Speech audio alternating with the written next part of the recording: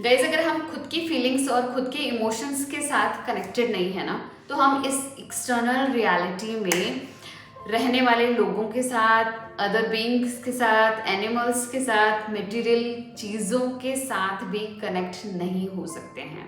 क्योंकि जो भी हमारी इंटरनल रियलिटी है ना, वो प्रोजेक्ट करती है हमारी इस फिजिकल रियलिटी में भी। जैसा हमारा इंटरनल है वैसा हमारा एक्सटर्नल वर्ल्ड होगा। Hi guys, welcome to my channel healing process. मेरा नाम है सुमन और अपने इस चैनल पर मैं एनर्जी से रिलेटेड, रिलेशनशिप से रिलेटेड और इनर वर्क प्रैक्टिसेस से रिलेटेड कंटेंट शेयर करती हूँ। गाइस, आज का टॉपिक है किस तरीके से ना हम इस नमनेस को एक प्रैक्टिस के साथ स्लोली ओवरकम करें। फर्स्ट ऑफ ऑल ये जानते हैं कि क्या होता है नमनेस और क्यों होता है। शुरुआत करने से पहले मैं आपको ये बात बता दूं कि आज जो भी हमारी स्टेट है, चाहे हम कितना ही अच्छे क्यों ना हो आज के स्टेट में, चाहे हम कितने परेशान क्यों ना हो, चाहे कितनी प्रॉब्लम्स क्यों ना हो, ये टोटली डिपेंड करता है हमारे पास्ट एक्सपीरियंस से। क्योंकि जो कुछ भी हमारे पास्ट में हो चुका है ना, वो सभी का रिजल्ट आज की हमारी कंडीशन है। अगर आज आप बहुत अच्छे स्टेट में हैं, इट मीन्स कि आपके पास कैपेसिटी थी, कैपेबिलिटी थी, आपके एक्सपीरियंसेस बहुत अच्छे थे, जहाँ पर आपने ओवरवेल्म, एंजाइटी, प्रॉब्लम्स को नहीं फेस किया था।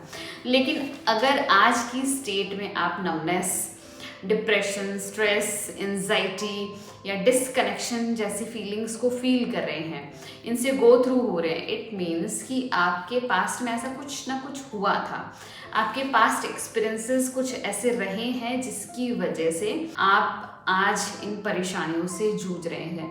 तो एक्चुअली होता क्या है, वैसे हमारे साथ है ना, जब हम पैदा होते हैं उसके बाद हमने बहुत सारा समय बिताया होता है इस फैमिली, सोसाइटी, एक्चुअली इस फिजिकल वर्ल्ड में, जहाँ पर हमारे साथ कुछ ना कुछ होता ही रहता है।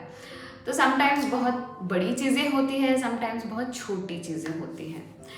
लेकिन बड़े और छोटे इंस्टांसेस का इफ़ेक्ट जो होता है ना, हमारे ऊपर कैसा पड़ता है उसके ऊपर डिपेंड करता है हमने उस प्रॉब्लम को किस तरीके से परसीव किया। और आई वांट टू से इन अनदर वे कि अगर कोई बहुत बड़ा ट्रॉमेटिक इवेंट हुआ आपके साथ, तो कोई ज़रूरी नहीं है वो आपके अंदर बहुत बुरी फीलिंग लेके आएगा या फिर आपको बहुत ज़्यादा परेशान करेगा, इरिटेट करेगा, ओवरवेल्म करेगा। लेकिन हो सकता है कि बहुत छोटी सी छोटी चीज़ भी आपको बुरी तरीके से परेशान कर जाए, आपको अंदर से हिला जाए। तो एक्सटर्नल इवेंट चाहे कैसा भी हो, लेकिन एक्सटर्नल इवेंट का इफेक्ट आपके अंदर कैसा पड़ा उसके ऊपर निर्भर करता है आपका ट्रॉमा बड़ा है कि छोटा है।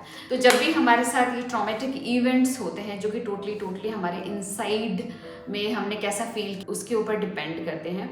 इन ट्रॉमेटिक इवेंट्स में क्या होता है, बहुत सारे इमोशंस हमारे सरफेस लेवल पर आते हैं। हम बहुत ज़्यादा ओवरवेल्म फील करते हैं, हम बहुत ज़्यादा परेशान हो जाते हैं, हमारा नर्वस सिस्टम बहुत ज़्यादा परेशान हो जाता है। हमारी एक साइकी की ना एक मैकेनिज्म है। हमारा साइकी क्या करता है कि हम इन सिचुएशन से गो थ्रू कर जाएं, इसमें कोलैप्स ना हो जाएं, हम इसमें डाई ऑफ ना हो जाए ना, इसलिए इन सारे इमोशंस को ना सप्रेस कर दिया जाता है, दबा दिया जाता है, ताकि ये जो ओवरवेल्म हमें फील हो रहा है ना, ये कहीं हमें एग्जॉस्ट ना कर दे, एकदम से हमारे इस बॉडी को कोलैप्स ना कर दे। लेकिन ये जो इमोशंस सप्रेस हो गए, ये इमोशंस कहीं जाते नहीं हैं, ये हमारे इस फिजिकल बॉडी में ही स्टोर्ड रहते हैं। लेकिन टाइम टू टाइम ये ट्रिगर होते रहते हैं। ये जब ट्रिगर होते हैं तो बहुत सारे ऐसे रिएक्शंस हम देते हैं जिसकी वजह से हमें खुद को पहले परेशानी होती है और दूसरों को भी परेशानी होती है। कई बार ऐसे रिएक्शंस हम दे देते हैं, कई बार मिसबिहेव कर देते हैं, और जिससे एक्चुअली अनईज फील होता है खुद को भी और दूसरों को भी। इसलिए हमें बिल्कुल टाइम के साथ ये कंफर्टेबल फीलिंग्स को फील करना चाहिए। लेकिन क्या करें जब हम नम हो जाते हैं, तो एक्चुअली तो हमारे नर्वस सिस्टम ने हमारे लिए अच्छा किया। इट्स लाइक कि ना घर में एक इलेक्ट्रिकल सर्किट है और उस सर्किट में ना बहुत से अप्लायंसेस जुड़े हुए हैं, लेकिन इलेक्ट्रिसिटी का फ्लो बहुत ज़्यादा होता है तो क्या होता है कि ये अप्लायंसेस जल जाते हैं, ख़राब हो जाते हैं। तो ऐसा ही कुछ हमारे नर्वस सिस्टम के साथ होता है। अगर ये बहुत सारे इमोशंस एक साथ आ जाए ना तो हमारे बॉडी पार्ट्स कोलैप्स हो सकते हैं, हमारा ब्रेन डैमेज हो सकता है। लेकिन अगर आपको पता है तो ये जो इलेक्ट्रिकल सर्किट होता है हमारे घर में, उसमें एक फ्यूज़ होता है, लेकिन अगर ये फ्यूज़ टाइम से वर्क कर जाए ना तो ये इलेक्ट्रिकल सर्किट को पूरा नहीं होने देता है, जिससे कि इलेक्ट्रिकल सप्लाई पूरी नहीं जाती। इलेक्ट्रिकल सप्लाई पूरी नहीं जाती तो नुकसान नहीं होता है, घर नहीं जलता है, अप्लायंसेस नहीं खराब होते हैं। उसी तरीके से ना हमारा नर्वस सिस्टम भी एक्चुअली हमारे साथ वर्क कर रहा होता है कि इतने सारे ओवरवेलमिंग इमोशन आ जाते हैं ना तो हमारा नर्वस सिस्टम इन सभी के लिए ना एक फ्यूज जैसा काम कर देता है, हमें हमारे इन इमोशंस के साथ डिस्कनेक्ट कर देता है ताकि हम इनको फील ना करें। तो एक्चुअली कुछ समय बीत जाता है ना तो हमें अच्छा नहीं लगता, हमें थोड़ा डिस्कनेक्शन फील होने लग जाता है, क्योंकि हम खुद अपनी फीलिंग्स के साथ ही कनेक्टेड नहीं है। तो कैसे पॉसिबल होगा उन इमोशंस को हमें दूसरों में फील करना और उनके साथ कनेक्ट कर पाना। तो हम बड़ा ऐसे नम सा फील करते हैं, हमारी लाइफ में कोई फायर नहीं होती, हमारी लाइफ में कुछ भी इंटरेस्टिंग हमें नहीं लगता, जस्ट कर रहे होते हैं क्योंकि हमें करना होता है। तो क्या करें इस नमनेस की फीलिंग को ओवरकम करने के लिए? पहली चीज़ जो हमें करनी है वो एक्नॉलेज करना है कि हमारे नर्वस सिस्टम ने जो भी हमारे साथ किया वो बहुत अच्छा किया, हमें बचाने के लिए किया। It was not the sake of fun, बिल्कुल भी मजाक नहीं कर रहा था हमारा नर्वस सिस्टम, बल्कि हमें बचाने की कोशिश कर रहा था, किसी तरीके से हमें जिंदा रखने की कोशिश कर रहा था। ये जो नमनेस है, ये जो डिसकनेक्शन है ना, इसके पीछे एक बहुत बड़ी विजडम है, तो हमें उसको एक्नॉलेज करना है फर्स्ट ऑफ ऑल। सेकेंड चीज़ जो हमें करनी है वो टाइम टू टाइम ना बॉडी स्कैन करना है। बॉडी स्कैन क्यों करना है? क्योंकि अगर हम चाहेंगे ना जानबूझकर बाहर जाएं, लोगों से कनेक्ट करें, तो ऐसा पॉसिबल नहीं होगा, क्योंकि ये आपके नर्वस सिस्टम को और ज़्यादा ओवरवेल्म कर सकता है। तो इसके लिए हमें बॉडी स्कैन प्रैक्टिस करनी है। अगर आप बॉडी स्कैन प्रैक्टिस नहीं जानते हैं क्या है, कैसे वो करती है, कैसे करना है, तो इसके लिए मैंने एक वीडियो डाल रखी है, आप चाहे तो वो भी देख सकते हैं, बहुत ज़्यादा इन्फॉर्मेशन आपको उससे मिलेगी। लेकिन फिर भी मैं बता दूँ, आपको दिन में ना कई बार 3 से 4 बार अलार्म सेट करनी है फॉर द 1 मिनट। आपको 1 मिनट बैठ जाना है, जहाँ पर भी आप बैठे हैं वहाँ पर बैठ के ना आपको अपनी आईज क्लोज करके अपनी सारी अवेयरनेस को अपनी बॉडी में लेके आना है। From this head space till your toes, आपको अपनी एनर्जी को ना, अपनी अवेयरनेस को पूरे बॉडी पार्ट में स्कैन करना है, पूरी बॉडी पार्ट में घुमाना है। फॉर एग्जांपल जैसे मैंने हेड से स्टार्ट किया, तो मैं सबसे पहले हेड को स्कैन कर रही हूँ और मैं ये फील कर रही हूँ कि मुझे हेड स्पेस में कैसा लग रहा है। क्या मुझे यहाँ पर हैवीनेस फील हो रही है? क्या मुझे यहाँ पर ऐसा लग रहा है कि कुछ इरिटेटिंग चल रहा है? क्या मुझे हेडेक तो नहीं है? फिर मैं थोड़ा सा और आगे मूव करूँगी, तो मैं अपने ईयर्स को फील करूँगी, यहाँ पर अवेयरनेस दूँगी कि मुझे प्रॉपरली सब कुछ सुनाई दे रहा है, how my ears are feeling. And अगर यहाँ सही है तो नेक्स्ट बॉडी पार्ट पर मूव करते हैं। मैं जॉ पर आ गई, अब मैं जॉ पर फील कर रही हूँ मेरे जॉ कैसे हैं, क्लिंच्ड तो नहीं है और एकदम सॉफ्ट है यहाँ की स्किन। क्या यहाँ पर कोई स्ट्रेस लग रहा है, कोई टाइटनेस है? नहीं है, देन मूव फॉरवर्ड। अब मैं नेक पर आती हूँ, नेक पर फील करती हूँ कि मेरे नेक में क्या कुछ मुझे लंप जैसा फील हो रहा है, टाइटनेस है, क्या लाइट फील हो रहा है। अगर कहीं पर भी आपकी बॉडी पार्ट में थोड़ी हैवीनेस फील हो तो हमें वहाँ पर थोड़ी देर रुकना है, वहाँ पे अपने हैंड्स को टच करना है और थोड़ी देर तक वहाँ पर फील करना है। इस तरीके से ना हमें हमारे हर बॉडी पार्ट को फील करना है internally. Most of the time हम एक्सटर्नली अपनी अवेयरनेस देते रहते हैं, हम बाहर ही देखते रहते हैं, बट इस टाइम ना हमें इंटरनली मूव करके अपनी बॉडी को स्कैन करना है। एज आई सेड, हमारा इंटरनल जो है ना वो रिफ्लेक्शन होता है हमारे एक्सटर्नल का, और वाइस वर्सा, दोनों चीज़ साइमल्टेनियसली चलती है। अगर आप ये देख पा रहे हैं कि आपके एक्सटर्नल में कुछ चीज़ें बिल्कुल अच्छी नहीं चल रही है, then you have to move inside. आपको अपना अंदर से देखना है कि आपके अंदर क्या चल रहा है, या फिर अगर आपके अंदर कुछ सही नहीं चल रहा है तो ऑब्वियसली वो रिफ्लेक्ट होगा, वो प्रोजेक्ट होगा आपकी इस एक्सटर्नल रियलिटी में। अगर हम अंदर से स्टार्ट करेंगे ना चीज़ों को देखना, तो चीज़ें बहुत ज़्यादा आसान हो जाएगी। तो yes, I was talking about body scan. तो आप अगर अपने बॉडी के हर पार्ट को स्कैन करना शुरू करेंगे ना, तो आप ये नोटिस कर पाएंगे कई बॉडी पार्ट्स हैं ना आपके स्टिफ होंगे और बिल्कुल भी फ्लेक्सिबल नहीं होंगे, बहुत हैवीनेस आपको फील करेगी। फॉर एग्जाम्पल शोल्डर्स में ना बहुत ज़्यादा एनर्जी स्टक होती है। इसके अलावा होती है हिप्स एरिया में, बैक एरिया में, यहाँ पर हमारी बहुत ज़्यादा एनर्जी स्टक होती है। यहाँ पर अगर हम टाइम टू टाइम अवेयरनेस देंगे तो ट्रस्ट मी गाइस, बहुत सारी आपके इश्यूज जो भी डिसईजेस होती है आपकी बॉडी में, जो ईज नहीं है ना, वो भी सही हो जाएगा। Trust me, I have tried this many times. I have like gone through like some sort of pain, but मैंने उसको ओवरकम कर लिया। बस ये बॉडी स्कैन करके अपनी बॉडी में अवेयरनेस देके उस पर्टिकुलर पार्ट में, वहाँ पर मुझे ईज फील होने लग गया और वो पेन एकदम से गायब हो गया। आप भी ऐसा कर सकते हैं।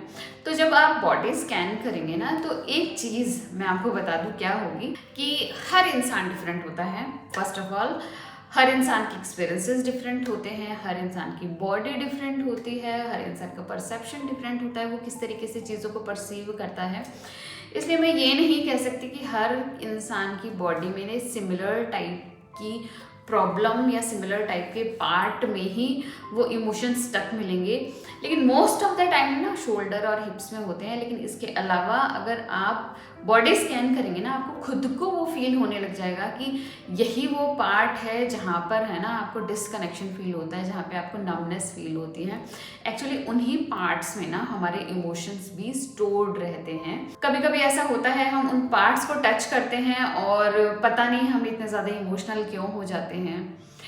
मैनी टाइम्स मैंने नोटिस किया है कि जब बॉडी मसाज करवा रही होती हूँ मैं और पर्टिकुलर किसी एरिया में प्रेशर पड़ता है ना, तो मुझे ना उसी टाइम मतलब रोना आने लग जाता है, थोड़ा सैडनेस जैसी फीलिंग आने लग जाती है। तो इसी तरीके से ना आपकी बॉडी में भी अलग अलग पार्ट्स में आपके इमोशंस स्टोर्ड रहते हैं, छुपे हुए रहते हैं। जब आप बॉडी स्कैन प्रैक्टिस करेंगे ना, तो आप इन इमोशंस के टच में आने लग जाएंगे। और जब इन इमोशंस के टच में आएंगे तो एक चीज़ जो आपके साथ होगी वो है आपकी पास्ट मेमोरी याद आने लग जाएगी, आपको आपके ट्रिगर्स याद आने लग जाएंगे। हो सकता है आप ट्रिगर भी हो जाएं। एक्चुअली बॉडी स्कैन करने का पर्पस यही है कि हम इन इमोशंस को ढूंढ निकालें। तो जब भी आप बॉडी स्कैन करें और आपकी वो पास्ट मेमोरी ट्रिगर हो जाए, क्योंकि इमोशंस और मेमोरी का ना बहुत बड़ा कनेक्शन होता है। हमारी मेमोरी हमें इसीलिए ही आज तक याद रहती है क्योंकि वो उसके पीछे ना कुछ इमोशंस हमारे अटैच्ड हैं।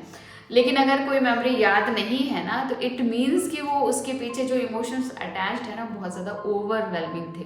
तो हमारी इमोशंस और मेमोरी एक दूसरे से अटैच्ड हैं। तो अगर आप इमोशंस पकड़ लेंगे ना, तो आप वो मेमोरी पकड़ लेंगे। अगर आप वो मेमोरी पकड़ लेंगे ना, तो ट्रिगर्ड सिचुएशन को आप पकड़ लेंगे। तो जैसे ही आप ट्रिगर हो जाते हैं, ओवरवेलम हो जाते हैं, आपको एंजाइटी फील होने लग जाती है ना, तो आपको ग्राउंडिंग करनी है, क्योंकि इतनी ज़्यादा एंजाइटी ओवरवेलम ना आपको बहुत ज़्यादा परेशान कर देगी, रेस्टलेस कर देगी, आपको बिल्कुल भी कंफर्टेबल फील नहीं होगा। लेकिन उस ग्राउंडिंग में जाने से पहले एक बात कह दूँ आपको, अगर आप नर्वस सिस्टम को रेगुलेट करना चाहते हैं, कि आप एंजाइटी, स्ट्रेस, ओवरवेलम को रेगुलेट करना चाहते हैं ना, तो आपको इस बॉडी की हेल्प लेनी पड़ेगी। क्योंकि ये जो बॉडी है ना, इसी के अंदर ये सारी चीज़ें स्टोर्ड है। तो जितना हो सके बॉडी के टच में हमें आना है। आप बॉडी को टाइम टू टाइम टैप कर सकते हैं, टच कर सकते हैं, ऐसी चीज़ें कर सकते हैं जो आपकी बॉडी से रिलेटेड हो। क्योंकि यही बॉडी आपको आपके नर्वस सिस्टम को काम डाउन करने में आपकी हेल्प करेगी। तो जब भी आप बॉडी स्कैन करें तो आपको ना साथ साथ में अपना इनर वर्क करते रहना है, क्योंकि जैसे बॉडी स्कैन में आप इमोशंस पकड़ लेंगे, आपकी मेमोरी ट्रिगर होगी, तो उस मेमोरी से स्टार्ट करते हुए आपको अपना शैडो वर्क करना है, इनर वर्क करना है। मैंने एक वीडियो डाली हुई है 6 स्टेप्स शैडो वर्क, तो आप ट्रिगर से लेकर अपनी हीलिंग तक उस वीडियो के थ्रू ना शैडो वर्क कर सकते हैं। और जब आप शैडो वर्क करेंगे और आपको ओवरवेल्म फील हो, अनईज फील हो ना, उसके बाद आपको ग्राउंडिंग करनी है। कुछ टेक्निक्स मैं आपके साथ शेयर कर दूंगी अभी, तो आपको ग्राउंडिंग करनी है। तो इट्स लाइक कि both things will go hand in hand. Grounding करनी है आपको जब आप ओवरवेल्म फील करते हैं, जब आप शैडो वर्क इनर वर्क करते हैं, आपको इरिटेशन फील होती है, अनकंफर्टेबल फील होता है, आपको ग्राउंडिंग करनी है। ग्राउंडिंग करके जब आपकी एनर्जी एकदम ही नॉर्मल हो जाए, जब आपको बहुत सही लगने लग जाए, कंफर्टेबल और सेफ लगने लग जाए, तो आपको फिर से बॉडी स्कैन करनी है। और बॉडी स्कैन करते हुए इमोशंस जो आप फील कर रहे हैं वहाँ से आपके ट्रिगर से होते हुए आपको अपनी शैडो वर्क करनी है। और शैडो वर्क करते टाइम अगर ओवरवेल्म फील होता है तो आपको ग्राउंडिंग करनी है। तो आई होप आपको समझ आ गया होगा। Let's move into grounding. तो ग्राउंडिंग के लिए ना आप पहली टेक्निक कर सकते हैं, वो है कि आप जहाँ पर भी आप बैठे हों और आपको एंजाइटी फील हो रही है, आप एंशियस फील कर रहे हैं, ओवरवेल्म फील कर रहे हैं, तो आपको just you have to rub your hands. अपने पाम्स को ना थोड़ा सा रब करना है, आगे से पीछे से आप इसको रब कर लीजिए और आपके एनवायरनमेंट में पड़ी चीज़ों को ना टच करना शुरू कर दीजिए कि उसका टेक्सचर कैसा है। तो जैसे ही आप चीज़ों को टच करेंगे ना, तो आप अपनी सेंसरी अवेयरनेस में आ जाएंगे और जिससे ये जो एनर्जी, जो एंजाइटी आप फील कर रहे हैं ना, वो काम डाउन होना शुरू हो जाएगी। Number 2 is listing technique. List बनानी है। आप जहाँ पर भी बैठे हैं, ये चीज़ भी आपको एक ही जगह पर बैठ के करनी है। जहाँ पर भी बैठे हैं आपको पेन और पेपर लेना है। जैसे ही आप ओवरवेल्म फील करने लग जाएं या आप अगर शैडो वर्क कर रहे हैं, तो आपको साथ में लिस्टिंग अपने आप कर लेनी है। It will go hand in hand. Shadow work करते करते ही आप साथ में लिस्टिंग कर लीजिए, ताकि आप उस स्टेज में ही ना पहुँचे, इस एंजाइटी की, ओवरवेल्म की स्टेज में ही ना पहुँचे। तो लिस्टिंग में आपको क्या करना है, आप जहाँ पर भी बैठे हैं अपने एनवायरनमेंट को स्कैन कर लीजिए। स्कैन करते हुए देखिए आपके एनवायरनमेंट में क्या क्या पड़ा है और उसकी क्वालिटी के साथ उस चीज़ का नाम लिख दीजिए। फॉर एग्जाम्पल प्लांट है मेरे एनवायरनमेंट में, तो मैं लिख दूंगी ग्रीन ब्यूटीफुल प्लांट। अगर मुझे दिख रहा है कोई बॉटल है तो मैं उसका कलर लिख दूंगी, suppose red colour water bottle. कोई फ्लावर दिख रहा है मुझे तो ब्यूटीफुल रेड कलर रोज। इस तरीके से ना मैं क्वालिटी के साथ उन चीज़ों के नाम लिख दूंगी। एटलीस्ट 20 चीज़ों के नाम विद क्वालिटी आपको लिखनी है।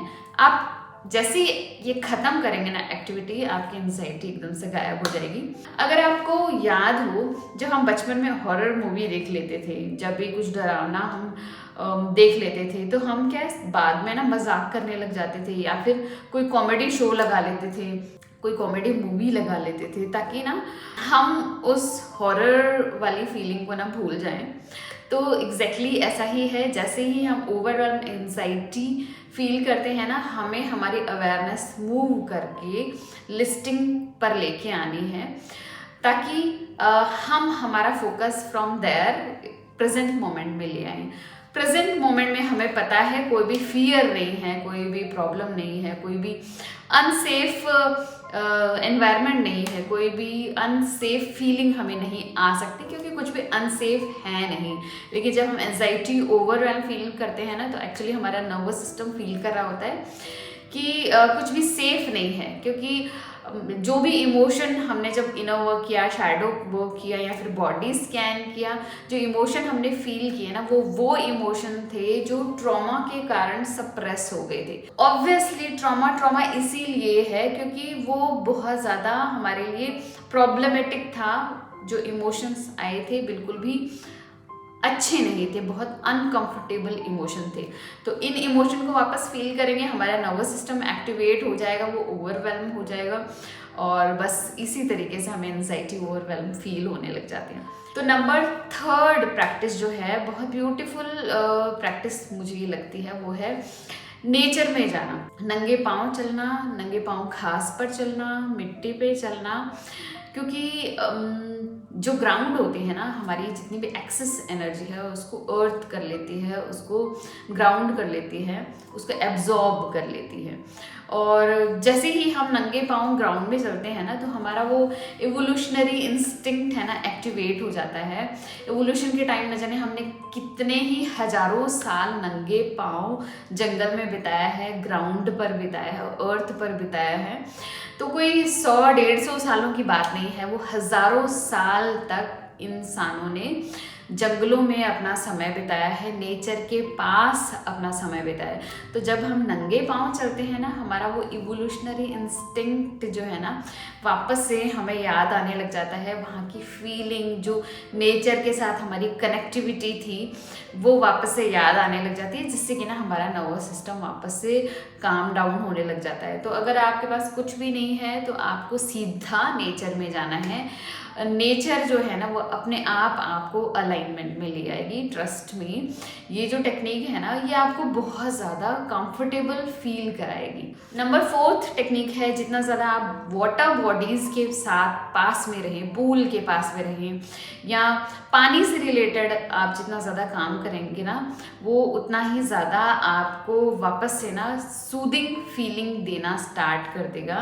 क्योंकि जो पानी है वो हमें बहुत सूद करता है, बहुत ज़्यादा काम करता है, क्योंकि हमारी बॉडी मैक्सिमम पानी से ही बनी हुई है। तो जब हम पानी के टच में आते हैं ना, तो हमें अलाइनमेंट फील होने लग जाता है। नंबर 5 जिस चीज़ ने मेरी हेल्प की है ग्राउंड रहने में, वो है क्रिस्टल्स। I love crystals. मेरे पास बहुत सारे क्रिस्टल्स हैं। मैंने बहुत बड़ा अमाउंट है ना क्रिस्टल्स में इन्वेस्ट किया है। क्रिस्टल्स जो होते हैं ना, उनकी अपनी खुद की एनर्जी होती है, और थोड़े टाइम बाद जैसे ही आप कोई क्रिस्टल लाते हैं ना, थोड़े टाइम बाद है ना, आपकी एनर्जी के साथ सिंक कर जाता है और वो आपके लिए बहुत अच्छे से वर्क करने लग जाता है। वो आपकी एनर्जी ना कंटिन्यूसली आपको देने लग जाता है। क्रिस्टल्स जो होते हैं ग्राउंड में होते हैं ना, तो वो जब ग्राउंड से मिलते हैं हमें, तो उनके अंदर ऑलरेडी ग्राउंडिंग पावर होती है। तो जब आप क्रिस्टल्स होल्ड करके रखते हैं, अपनी बॉडी में पहन के रखते हैं, तो आपको टाइम टू टाइम वो ग्राउंड करता रहता है। उसके लिए आपको कुछ भी नहीं करना पड़ेगा, just you have to wear your crystals. I have so many crystal bracelets and necklaces, and मेरे पास क्रिस्टल का जियोड भी है, बहुत ब्यूटीफुल क्रिस्टल्स हैं मेरे पास। One day in future maybe I will make some videos on crystals. अगर आपको ओरिजिनल रियल क्रिस्टल्स नहीं मिल रहे हैं, then I know one website, क्योंकि मैं सारे अपने क्रिस्टल्स वहीं से मंगाती हूँ। बहुत ज़्यादा ऑथेंटिक ओरिजिनल क्रिस्टल्स मुझे आज तक रिसीव हुए हैं। अगर आप चाहेंगे तो मैं उसका लिंक ज़रूर शेयर कर दूँगी कमेंट बॉक्स में। तो गाइज़, आज का वीडियो आपको कैसा लगा? हमने डिस्कस किया from trauma to nervous system to anxiety, overwhelm to this grounding. I hope आपको आज का वीडियो अच्छा लगा होगा। प्लीज़ मेरे चैनल को सब्सक्राइब कीजिएगा, मेरे वीडियो को लाइक कीजिएगा। अगर कोई भी इशू आप अपनी लाइफ में फेस कर रहे हैं, कोई भी प्रॉब्लम आप अपनी लाइफ में फेस कर रहे हैं, तो प्लीज़ कमेंट बॉक्स में ज़रूर लिखिएगा, मैं उसका रिप्लाई ज़रूर दूंगी। और मिलते हैं ऐसी इंटरेस्टिंग वीडियो में, तब तक के लिए बाय।